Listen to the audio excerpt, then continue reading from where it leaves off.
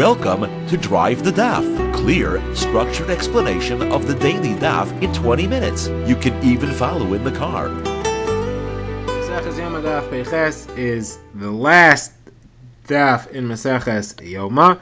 It is one amud, half a daf, and it begins by discussing whether Nila takes the place of Ma'ariv or not. If Nida can be Yotzi, the obligation of Ma'ariv.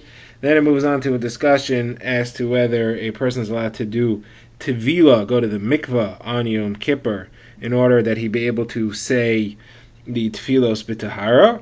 And then it brings the implications of somebody who sees Keri, somebody who has a seminal emission on Yom Kippur, and that ends the Masechta. So first of all, the Gemara is discussing the opinion of Rav. Rav had said that Ne'ilah, which is a Shemona Esrei, and Ne'ilah takes the place of Ma'ariv. If you said Ne'ilah, you don't have to say Ma'ariv. So the Gemara is going to challenge this from a Mishnah and say that it's a Machokas Tanoim. Generally, the topic is based on the issue of does Ne'ilah have to be said before Shkia or after Shkia? If Ne'ilah is said before Shkia, then it's part of Yom Kippur and it doesn't take the place of Ma'ariv. If Ne'ilah is said after Shkia, then it should also count as Ma'ariv. So the Gemara said that Rav says that it counts as Ma'ariv. The Gemara shows that there's a brisa against that. The brisa quotes that all the Shemona Esreis are 7 brachos long. It says that Ma'ariv is a machlokas. According to one opinion, it's a regular 18 bracha Shemona Esrei. According to Reb China ben Gamliel. However, according to the Tanna Kama, it's also 7 blessings. You say the first 3 of every Shemona Esrei, the last 3 of every Shemona Esrei, and the middle one you include all the other 12 brachos into one called Havinenu, which includes all the brachos in itself. Now, Reb China ben Gamliel, as we said, says that you have to say all 18 because you have to say Havdalah. And the Havdalah has to be said in Chen and Hadas, and therefore you have to say all 18. The Rishonim obviously ask, why can't you just add a phrase of Chen and Hadas and Havdalah into the Havinenu? That's a different discussion. Okay, so now the Gemara says, so either way we clearly see here that even though you said Ne'ilah, because this brisa says all Shemona Esreis and it lists each one, including Ne'ilah, it then goes on to discuss what's Ma'ariv. So obviously Ma'ariv and Ne'ilah don't take the place of each other. It doesn't fit with Rav, who says if you said Ne'ilah, you don't have to say Ma'ariv. So the Gemara says it's a Machokas Tanaim. The Gemara introduces a Machokas Tanaim based on a Machokas of when a person is allowed to go to the mikvah on Yom Kippur. So the Gemara brings a brisa. The brisa says that anybody who needs to go to the mikvah is allowed to go to the mikvah on Yom Kippur like a regular. Anida and Yoledes, they go on Yom Kippur night, because they always go at night. About Keri, somebody who had a seminal emission, so he wants to go to the mikvah in order to be able to say tefillah. There's Takana says you're not allowed to say words of tefillah or Torah until one has gone to the mikvah. So he wants to go to the mikvah on Yom Kippur. So is he allowed to?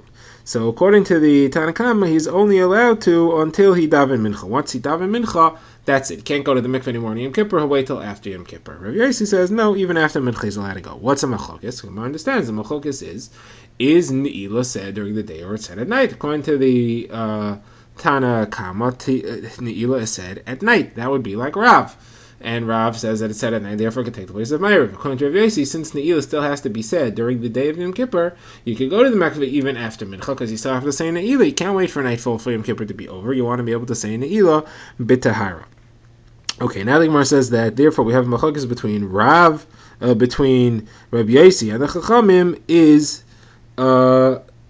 Tevila allowed after Mincha or not. The Gemara says there's a brisa that has the two opinions reversed. The different brisa says as follows. It says Azav, a Mitzar, and a Mitzaras, and somebody who was with a Nida are all Tamei, or a Tamei Mace. All of them can go to the mikvah like regular on Yom Kippur. Nida and Yoledes go regularly on Yom Kippur night. About Keri, somebody had a seminal emission, he can do tefillah the whole day according to the Chachamim. According to Reb Yossi, only until Mincha. Once he daven Mincha, he can't go any more. So Gemara says contradiction. In one, Rabbi Yossi, let's start with Rabbi Yossi. In one, he says you can go after Mincha. One says you can't go after Mincha. The Gemara says it's not a problem. The one that says you can't go after Mincha is referring to where it's also after Ne'ilah, where he davened Ne'ilah already early. Then he can't go anymore. However, the one that says he could go, that's where he didn't daven Ne'ilah yet. He still could daven Ne'ilah, and he's going to daven it during the day, therefore he could still go to the mikvah. So Gemara says, well, what then is the opinion of the Rabbanan? If referring to somebody who said Ne'il already when we say he can't go anymore. Why would the Rabbanon in the second brisa say that he could go? Now, we're not going to resolve the two Rabbanons. Rashi explains that these are two different opinions. One Rabbanon holds that they cannot go to the mikveh at all after Mincha. You have to wait till after nightfall because you can't go on Yom Kippur. The other one, though, says that you could. And the question is, what is the reason? Because they're obviously saying even though it's already after Ne'ilah, on Yom Kippur you could still go to the mikveh. And says, what would the reasoning for that possibly be?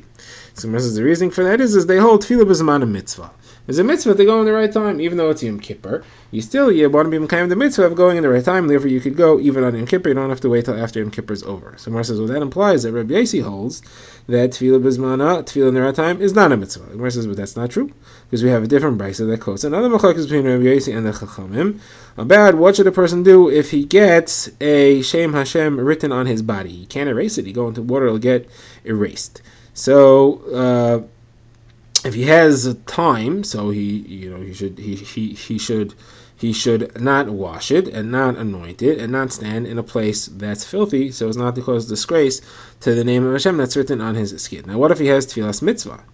So the machlokes, according to the Chachamim, there he should wrap something around it, and in order to keep it from being erased. According to Rabbi Yosi, no, just go into the mikveh the way it is, just don't rub it and hope it doesn't get erased. Now the Gemara elsewhere explains what Samachak is about. Rabbi Yosi says he has to do it bismana.